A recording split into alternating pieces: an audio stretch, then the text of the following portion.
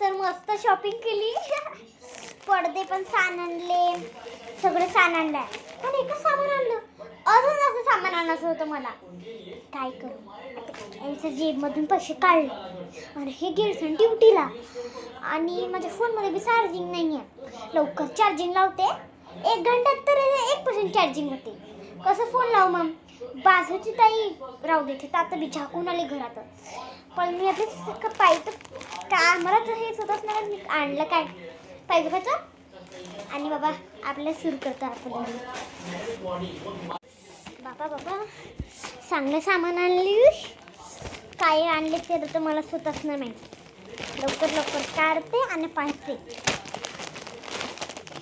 नवी ऑरेंज कलरची साडी आणली वाटते. मी पर्पल कलरची. अरे हो, याद आलं मला. ते शिल्पात नाही अजून, मी म्हणतो ते काय एक्सचेंज करून घेऊन साड्या. तर असं काय ते प्रॉब्लेम भेटलं तर जाणं. जाऊ दे, आपल्याला काय करायचं. पण मला तर साडी पाहिजे म्हटलं बघ.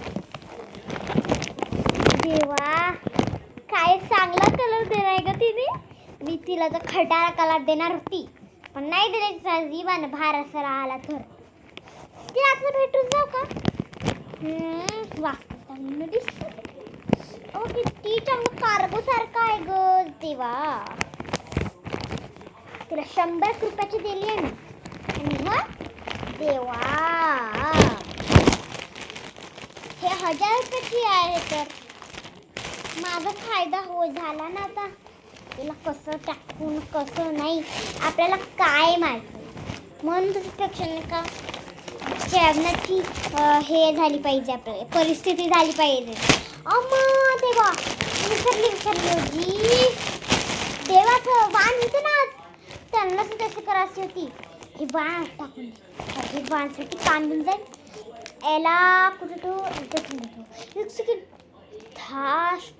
शर्वणीच्या डोळ्यात नाही लागले पाहिजे हे साड्या. एक काम करते, मला इतर पण ठेवते. पण ती आज येईनच तिथे गेली आहे ना तिकडे घोगऱ्यावर. काय आहे ती माझ्या घरी येते पण की बात आहे ना. येते तर चहा पिऊन जाते मस्त मोठी झाली तर. हे पाणी चांगलं नाही आहे. थोडं पहिले पाणी पिऊ, मग आपण आपल्या पूजा स्टार्ट करूया. आणि हे साडी वाणला पण टाकून देते. आले मग म्हटलं का हे साडी मला वाणला देऊन देते का म्हणेन मी. आणि ते का माहीत नाही, ते आणायचे होते काहीतरी तर